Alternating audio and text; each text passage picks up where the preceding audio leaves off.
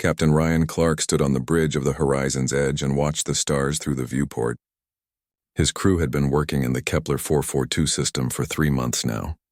They were mapping asteroids and looking for minerals that Earth needed. It was quiet work but important work. Lieutenant Katie Morgan sat at her station and monitored the sensors like she did every day. Nothing ever changed out here in the deep dark. Then her screen lit up with something new. She called Ryan over and pointed at the readings. There was something massive hiding behind the gas giant, something that shouldn't be there. Chief Engineer Danny Walsh ran the numbers and his face went pale. The structure was enormous and it was giving off energy signatures that made no sense. Human physics couldn't explain what they were seeing. It was technology but not human technology. Ryan made a decision that would change everything. He ordered the ship closer to investigate. The structure became clearer as they approached. It was a gateway ancient and perfect, humming with power that seemed to bend space itself. Danny identified it as some kind of transportation network. This wasn't just alien technology. This was proof that faster than light travel was possible, and that humanity wasn't alone in the universe. Ryan knew he should report back to Earth and wait for orders. That was protocol. But he also knew that this moment would never come again. He gave the order to activate the gateway. The horizon's edge moved forward and touched the swirling energy. Reality twisted around them. The ship was pulled into a tunnel of compressed space and time. Colors that had no names flashed past the viewports.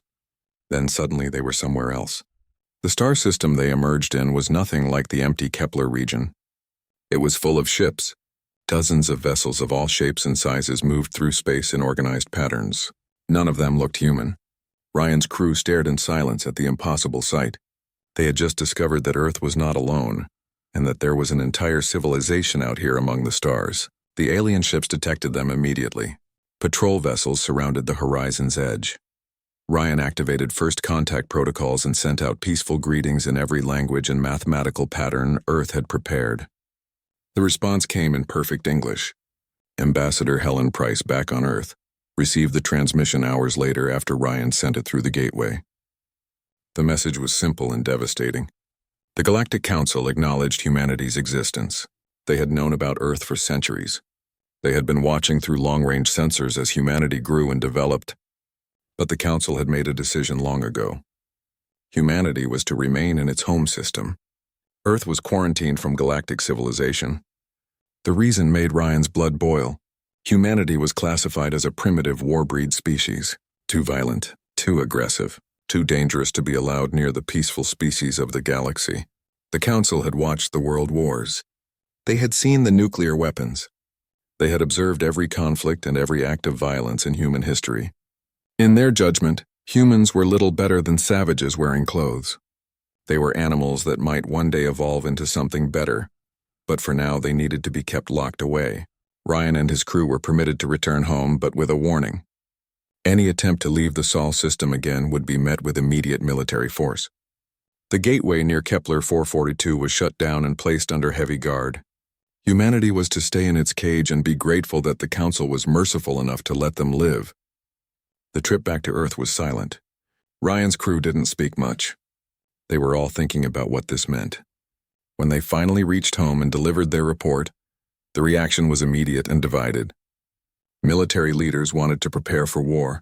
Scientists wanted to study the gateway technology. Diplomats wanted to appeal to the Council.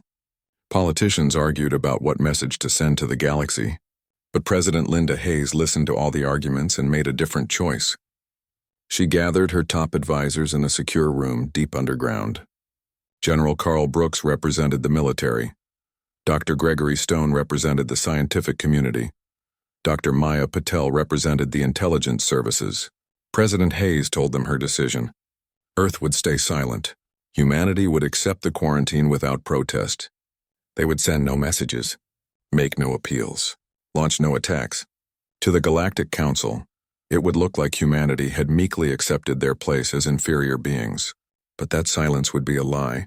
Behind it, humanity would work. President Hayes authorized a secret project that very day. It was called Project Ascension. Every resource that could be spared was diverted to it. The best minds on Earth were recruited. The most advanced facilities were built in hidden locations across the solar system.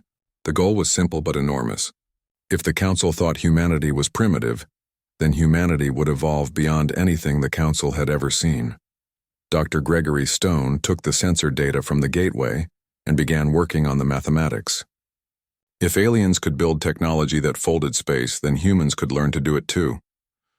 Dr. Maya Patel gathered every piece of information Ryan's ship had collected about the Council. She began mapping out the political structure of galactic civilization. General Carl Brooks started planning something that had never existed before. A true space military force, not explorers or scientists with weapons, real soldiers trained for war in the cold dark. President Hayes gave them a timeline. Intelligence suggested the Council would eventually send observers to check on Earth. That meant humanity had maybe 10 years.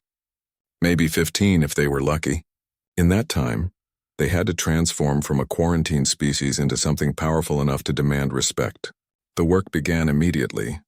In the shadow of Saturn's rings, construction started on shipyards that would build vessels unlike anything Earth had made before. On Mars, training facilities were carved into the red rock. In laboratories on Earth and in orbit, scientists worked on problems that should have taken centuries to solve. And through it all, Earth stayed silent. No transmissions left the solar system. No ships tried to reach the gateway. To anyone watching from outside, it looked like humanity had given up. That was exactly what President Hayes wanted them to think. The galaxy had insulted humanity. They had called humans primitive savages and locked them away. Now humanity would prepare, and when the moment came, when the Galactic Council finally crossed the line one too many times, Earth would break its silence. The galaxy would learn that humanity's greatest weapon wasn't violence. It was patience. And behind that patient silence, something dangerous was being born. 12 years passed without a single human transmission leaving the Sol system. To the Galactic Council's monitoring stations positioned at the edge of human space, Earth had gone completely dark. The primitive species had apparently accepted their fate. They were quiet now, obedient exactly as they should be. The Council's analysts filed reports noting that humanity seemed to have learned their lesson. There was no attempt to reach the sealed gateway. No unauthorized ships tried to leave the solar system. Earth had been successfully contained. What the Council didn't know was that their sensors couldn't penetrate deep enough into the Sol system to see what was really happening. Commander Jake Phillips floated in the command center of the Titan shipyards. The facility was hidden in the shadow of Saturn's rings, positioned perfectly so that the planet's magnetic field and radiation belts scrambled any sensors trying to look too closely. The shipyards had been under construction for 8 years and operational for 4. Now they were producing vessels at a rate that would have shocked the Council observers. These weren't the clunky exploration ships that humanity had used before. The Valkyrie-class destroyers were sleek and deadly. The Warden-class battlecruisers carried enough firepower to crack a moon. The massive carrier Liberator was so large it had to be assembled in sections. Every ship incorporated stealth technology that bent sensor waves around their hulls. They were invisible to everything the Council used for detection. The weapon systems married human railgun technology with alien energy manipulation principles. The result was devastating. Projectiles accelerated to a fraction of light speed combined with energy bursts that could overwhelm any known shield system. But the most important breakthrough was in the engine rooms. Dr. Gregory Stone had finally cracked the mathematics behind independent faster-than-light travel. He had spent 5 years studying the Gateway Network, the way it folded space, the energy patterns it used, the mathematical principles underlying its function. Then he had done what the Council never expected. He found a different way to achieve the same result. The human FTL drive generated controlled micro-singularities, tiny black holes that existed for microseconds. By riding the gravitational waves these singularities produced, ships could move faster than light without needing any gateway. The Council had kept this knowledge restricted for a reason. Control over FTL travel meant control over galactic civilization. Any species that wanted to travel to the stars had to use the Council's Gateway Network. That meant the Council could monitor every movement, control every route, shut down any species that became troublesome. Humanity had just broken free of those chains. The first successful test flight happened in the outer solar system. A small prototype vessel jumped from Neptune to Pluto in seconds. The crew reported no ill effects. The drive worked perfectly. Within 2 years, every ship in the growing human fleet was equipped with independent FTL capability. On Mars, General Carl Brooks walked through the training facilities carved deep into Olympus Mons. The Solar Defense Force had grown from a concept into a reality. 50,000 personnel trained in these halls. They weren't peacekeepers. They weren't scientists. They were warriors. Lieutenant Chris Harper led his squad through zero-gravity combat drills. They moved through the training module like sharks through water. Every movement was precise. Every shot hit its target. Neural interface technology enhanced their reaction times and coordination. Sergeant Amy Wells commanded the Marine units that would board enemy vessels if needed. Her troops trained in every environment. Ice worlds, plasma storms, radioactive hellscapes, vacuum combat. They were ready for anything. But Project Ascension wasn't only about military power. Dr. Maya Patel led the Civilian Research Division from a facility in orbit around Earth. Her team had spent 12 years analyzing every piece of data the Horizon's Edge had collected during its brief contact with the Council. They had built a complete picture of galactic civilization. The Galactic Council was led by the Xanthari, an ancient species that had reached the stars when humans were still learning to farm. They positioned themselves as wise guides helping younger species develop safely. But Maya's research revealed the truth behind that benevolent mask. The Council maintained power through technological suppression. They gave limited technology to client species, just enough to make them dependent but never enough to become independent. The Gateway Network was the perfect example. Species could travel the stars but only through Council infrastructure. The Kryn had tried to develop their own FTL drives 300 years ago. The Council had responded with economic blockades that devastated their worlds. The Kryn had surrendered and agreed to abandon their research. The Vexil had developed computer technology that rivaled the Council's own systems. They had been diplomatically isolated until they agreed to share their innovations freely with the Council. The pattern was clear across dozens of examples. The Council didn't want partners. They wanted subjects. They maintained peace by ensuring no one had the power to challenge their authority. Maya presented her findings to President Linda Hayes. The President reviewed the data and understood immediately. Humanity's classification as too dangerous wasn't an insult. It was a compliment. The Council had looked at human history and seen something that frightened them. They saw a species that refused to submit, that fought against overwhelming odds, that innovated and adapted faster than expected. The quarantine wasn't about protecting the galaxy from humanity. It was about protecting the Council's power structure from a species that might actually challenge it. President Hayes reviewed the progress reports with satisfaction. 47 warships waited in hidden berths throughout the solar system. The Solar Defense Force had trained to perfection. The independent FTL drives worked flawlessly. Diplomatic channels had been quietly established with 6 alien species who were dissatisfied with Council rule. Everything was ready, but the President held back the order to act. Humanity would reveal itself only when the moment was perfect. They had stayed silent through years of insults and isolation. Now they would continue that silence just a little longer. When they finally spoke, the galaxy would have no choice but to listen. The moment came sooner than anyone expected. It started with a transmission from the edge of the solar system. The Council was sending observers, a delegation led by Ambassador Zelkor of the Xanthari. They were coming to perform what they called a wellness assessment. Maya pulled up Zelkor's file immediately. Her face went grim as she read his history. Zelkor wasn't a diplomat. He was the Council's enforcer. He had broken the Kryn resistance. He had forced the Vexil to surrender their technology. Everywhere he went, species learned to bow their heads and accept their place. President Hayes read the report and made her decision. Zelkor wasn't coming to assess anything. He was coming to humiliate humanity, to remind them of their place, to demonstrate Council power. The President activated a secure communication channel. Messages went out to every hidden facility, every ship, every soldier. The message was simple. Operation Thunderclap was now active. After 12 years of silence, humanity was about to speak. And the galaxy would never be the same. The Council science vessel entered the Sol system with all the subtlety of a conquering army. Ambassador Zelkor of the Xanthari stood on the bridge and watched Earth growing larger on the view screen. His reptilian features twisted into something that might have been a smile. This would be another easy assignment. Another primitive species learning their place in the galactic order.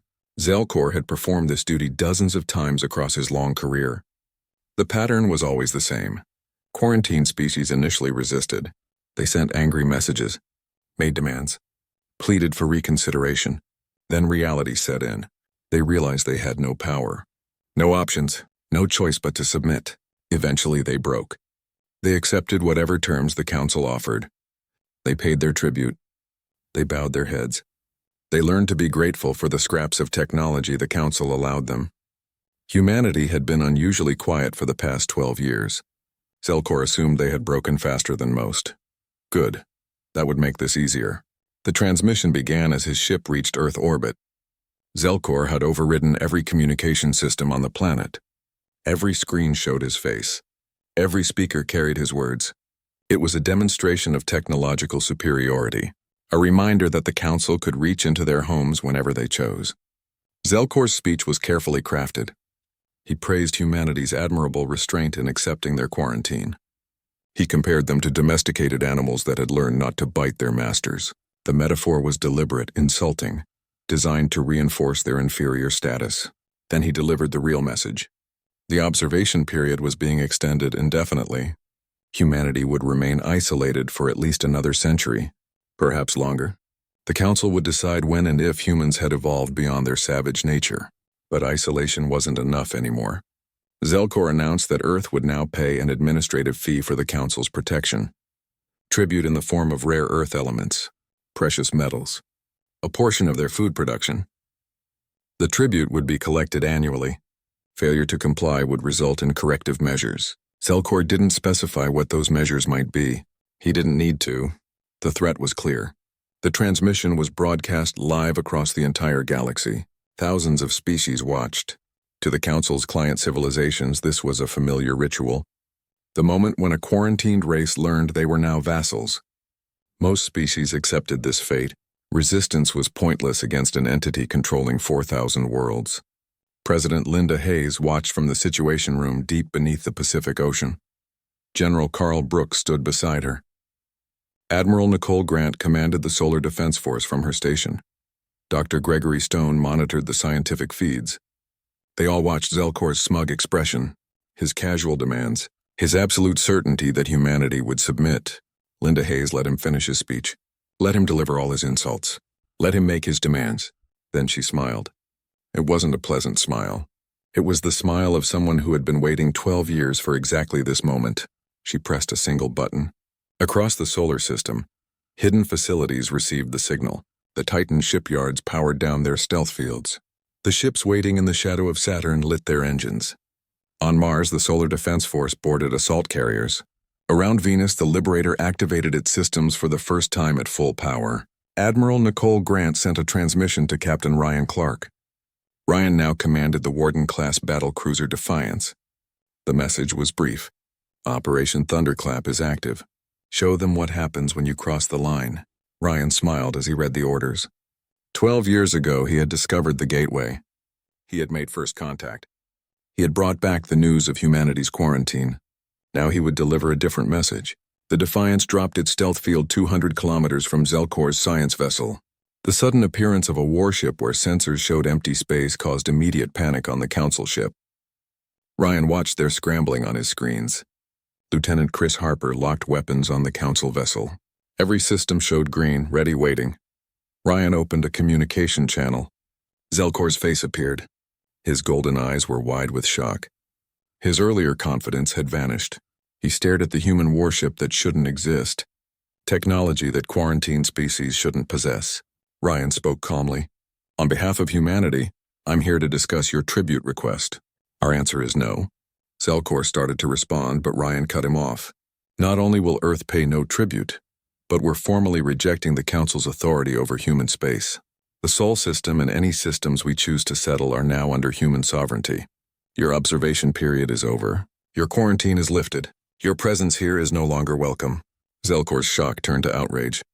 He declared that Ryan had no authority to make such statements. One ship didn't change anything. The Council would crush this rebellion. Then the space around Zelkor's vessel filled with light. 46 more human warships decloaked simultaneously. Destroyers, battlecruisers, carriers. The entire fleet that humanity had built in secret now surrounded the council delegation. It was impossible. Quarantined species didn't have fleet. They didn't have stealth technology. They didn't have military forces capable of this kind of coordination. Ryan's voice remained calm. As I said, we're done being silent. Admiral Nicole Grant watched from the Liberator's flag bridge. The massive carrier held position at the edge of the system. Its launch bays were full of Swift-class fighters. Sergeant Amy Wells commanded the Marine contingent, ready to deploy if boarding became necessary. Lieutenant Danny Walsh monitored communications. Ambassador Zelkor is calling for military support. He's transmitting to the Council fleet. Nicole nodded. Let him. Make sure every species in the galaxy is watching what happens next. The Council's Rapid Response Force arrived 20 minutes later. 23 patrol ships led by the Xanthari battleship Eternal Judgment. They expected to find a primitive rebellion easily crushed. Instead, they jumped into a trap. The human fleet had mined every entry point into the system with spatial disruption devices, technology adapted from Dr. Stone's FTL research. The Council ships emerged from their jump scattered and disoriented. Their tight formations were broken. Their shields were fluctuating. Before they could recover, the human destroyers attacked. Commander Jake Phillips led the first strike from his Valkyrie-class destroyer. The Razor's Edge lived up to its name. Human railguns fired projectiles at tremendous speed. The Council ships had shields designed to stop energy weapons. They weren't prepared for kinetic impacts at near light velocity. The shields failed. Hulls buckled. Ships began venting atmosphere. The Xanthari hadn't fought a real war in centuries. Their tactics were designed for suppressing primitives who had inferior technology. They had no experience fighting an equal or superior force. The engagement lasted 17 minutes. 12 Council ships were disabled and drifting. 8 retreated through emergency jumps. 3 were completely destroyed. The Eternal Judgment floated dead in space. Its command core had been surgically removed by a precision strike from the Defiance. Human casualties were 0. Damage to human vessels was minimal. The battle was transmitted live across every communication network humanity could access. 4,000 worlds watched. The species the Council had dismissed as primitive savages had just defeated a Council military force with contemptuous ease. President Linda Hayes addressed the galaxy directly. Her message was calm but absolutely firm. Humanity has remained silent through insult, through isolation, through attempts to subjugate us. We remained silent by choice, not weakness. That silence ends now. We don't seek war, but we won't accept vassalage. We won't pay tribute. We won't be caged. Humanity claims its right to join the galactic community as equals. To species suffering under Council restrictions, you have allies now. To the Council, your age of unchallenged authority is over. The transmission ended, but its impact would echo for years. In one day, humanity had shattered the fundamental assumption of galactic politics. The Council was no longer supreme. 3 months after humanity's dramatic entrance onto the galactic stage, the Galactic Council convened an emergency session. The meeting took place on Xanthar Prime, the ancient homeworld of the Xanthari species. 200 species sent representatives. The Grand Council chamber had hosted thousands of meetings over the centuries, but never one like this.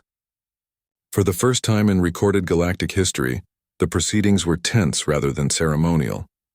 Ambassador Helen Price walked into the chamber representing humanity. General Carl Brooks walked beside her as military advisor. They moved with confidence. Above the planet, the Liberator waited in orbit with Admiral Nicole Grant commanding a full battle group. The Council couldn't ignore that presence. The debate began immediately, and it was fierce. The elder species demanded action. The Xanthari representatives painted humanity as dangerous warmongers who had attacked without provocation. They conveniently forgot Zelkor's tribute demands. They ignored centuries of dismissive insults. They presented humanity as aggressors who threatened galactic peace. The Phazon agreed. The ancient Quill nodded their massive heads in support. Economic sanctions, military blockades, whatever force was necessary to bring these primitives under control. But other voices rose in response. The Kryn stood and spoke for the first time in 300 years without fear. They described centuries of Council suppression, how their attempts at independence had been crushed, how they had been forced to abandon their own technological development. The Vexel shared similar stories. Technological restrictions that had stunted their growth, diplomatic isolation that had forced them to surrender their innovations. A dozen younger species found courage in humanity's example. They demanded reforms to the Council's authoritarian structure. Dr. Maya Patel attended as a civilian advisor. When her turn came to speak, she presented evidence that shocked the Assembly. Data gathered from captured Council vessels revealed the truth about the Gateway Network. It wasn't just infrastructure. It was a control system. The Xanthari could monitor every ship movement, restrict access to any species, shut down entire civilizations with a single command. The Council has maintained peace, Maya said, but it's the peace of submission, not cooperation. You've created a galaxy where innovation is restricted, where younger species are deliberately kept dependent, where dissent is quietly crushed. Humanity rejects that system. The chamber erupted in argument. Ambassador Helen Price waited for the noise to die down. Then she presented humanity's proposal. Earth would recognize the Council's authority over existing member species, but humanity would establish itself as an independent power block. Humans would offer their FTL technology freely to any species wanting independence from gateway dependence. They would provide military protection to species seeking reform. Essentially, humanity was offering to become a counterbalance to Xanthari dominance, a second pole of power in galactic politics. The proposal split the Council completely. Elder species saw it as an existential threat. Their entire power structure depended on maintaining technological superiority and control. If younger species gained independent FTL capability, the Council's leverage disappeared. But younger species saw liberation, the possibility of genuine independence, the chance to develop without Council restrictions, real equality instead of vassalage. The debate continued for 3 weeks. Arguments turned into accusations. Accusations turned into threats. War seemed inevitable. Multiple species began mobilizing their limited military forces. The galaxy teetered on the edge of the first major conflict in 1,000 years. Then Commander Jake Phillips detected something that changed everything. His patrol was monitoring the border of Council space when sensors picked up anomalous readings. A massive fleet was approaching from beyond the galactic rim. The ships matched no known design in any database. Jake sent drones ahead for closer observation. What they found made his blood run cold. The fleet numbered in the thousands. The vessels were enormous. Their hulls showed signs of battle damage that had been repaired dozens of times. These weren't explorers. They were conquerors. Captain Ryan Clark led the first contact mission. The Defiance approached the alien fleet with weapons ready but transmitters broadcasting peace. The response came quickly. The species identified themselves as the Devourers. Their message was simple and terrifying. They had consumed 6 galaxies already, stripped every world of resources, left nothing but dead rocks behind. This galaxy was next. There would be no negotiation. No mercy, only consumption. Ryan transmitted everything back to Earth immediately. President Linda Hayes brought the information to the Council. The emergency session reconvened with new urgency. Helen Price addressed the Assembly with stark clarity. We can argue about tribute and authority while the Devourers advance, or we can recognize that the galaxy faces an existential threat requiring all our combined strength. The vote that followed was historic. The Galactic Council agreed to restructure itself as a true federation of equals. The Gateway Network would remain shared infrastructure, but the Council would release proprietary control. Species could develop independent FTL. In exchange, humanity would share military doctrines and help establish a united defense force. General Carl Brooks was appointed Supreme Commander of the new Galactic Defense Force. Officers from dozens of species joined the command structure. The Solar Defense Force became the core around which a true galactic military would be built. The preparation took 2 years. Human shipyards worked alongside alien facilities. The Kryn contributed their warrior traditions. The Vexil provided advanced computer systems. The Xanthari reluctantly shared shield technology. Dozens of other species added their own strengths. The result was a combined fleet unlike anything the galaxy had ever seen. Human aggressive tactics married to alien defensive technology. The numerical weight of 200 cooperating civilizations. Admiral Nicole Grant commanded the fleet from the Liberator. The massive carrier led a force of 5,000 warships. Beside her on the bridge, officers from multiple species worked in coordination. Lieutenant Chris Harper commanded fighter wings that included pilots from a dozen worlds. Sergeant Amy Wells trained Marine units mixing human soldiers with Kryn warriors and others. The battle against the Devourer vanguard was brutal. The enemy fought with suicidal determination. Their technology was crude but effective. Their numbers seemed endless. But the United Galactic Forces held. Human railguns punched through enemy hulls. Alien shields absorbed devastating return fire. Coordinated tactics picked apart enemy formations. Species that had been suppressed for centuries fought with renewed purpose. The Kryn warriors proved their worth. The Vexil systems controlled battlefield data. The Xanthari shields saved countless lives. And human leadership coordinated it all into an effective fighting force. The Devourers were driven back. Their vanguard fleet was shattered. The survivors retreated beyond the galactic rim. It would take them decades to rebuild for another attempt. The galaxy had time to prepare, time to build stronger defenses, time to truly unite. In the aftermath, President Linda Hayes reflected on the journey. Humanity had been insulted and quarantined, dismissed as primitive savages. They had responded with patience and preparation. When the line was finally crossed, they had demonstrated strength not to dominate but to demand equality. The galaxy learned what humanity always knew. Silence isn't weakness. Patience isn't cowardice. A species willing to defend its dignity can reshape the stars themselves. Captain Ryan Clark visited Earth for the first time in years. He stood in the rebuilt United Nations building looking at a memorial wall. It listed names of everyone who contributed to Project Ascension. Dr. Gregory Stone was there, Maya Patel, Jake Phillips, thousands more. Their silent work had purchased not just survival but a voice in galactic affairs. Commander Jake Phillips stood beside him. "We stayed silent until they crossed the line," Ryan said. "But we made sure when we spoke the galaxy would listen." "They're still listening," Jake replied, gesturing skyward where alien vessels visited Earth daily. Humanity had broken its silence and changed the galaxy forever. 5 years after the Devourer invasion was repelled, the galaxy had transformed into something unrecognizable from what it once was. The old Galactic Council structure was gone, replaced by a true federation where every species had equal voice and vote. Admiral Nicole Grant sat in her office aboard the Liberator reviewing reports from across galactic space. The ship was docked at Unity Station, a massive facility built jointly by humans and aliens near the galactic core. The station served as headquarters for the Galactic Defense Force and symbolized the new era of cooperation. The reports were encouraging. The Kryn had rebuilt their civilization with human assistance. Their worlds thrived, now that they were free to develop their own technology.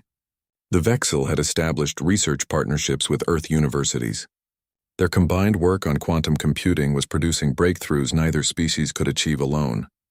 Even the Xanthari had adapted to the new reality. Some resented the loss of their dominant position, but younger generations saw opportunity in genuine cooperation rather than control. Admiral Grant closed the last report and looked out the viewport at the stars.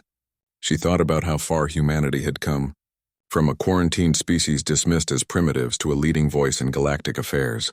The journey had required patience, preparation, and the courage to speak when the moment came. Lieutenant Chris Harper entered the office with new intelligence data. The Devourers had been spotted again at the galactic rim. Their forces were rebuilding faster than expected. They would likely attempt another invasion within a decade. Grant reviewed the intelligence carefully. "Let them come. This time we'll be ready. The defense network is operational across 300 systems. We have early warning stations at every approach vector.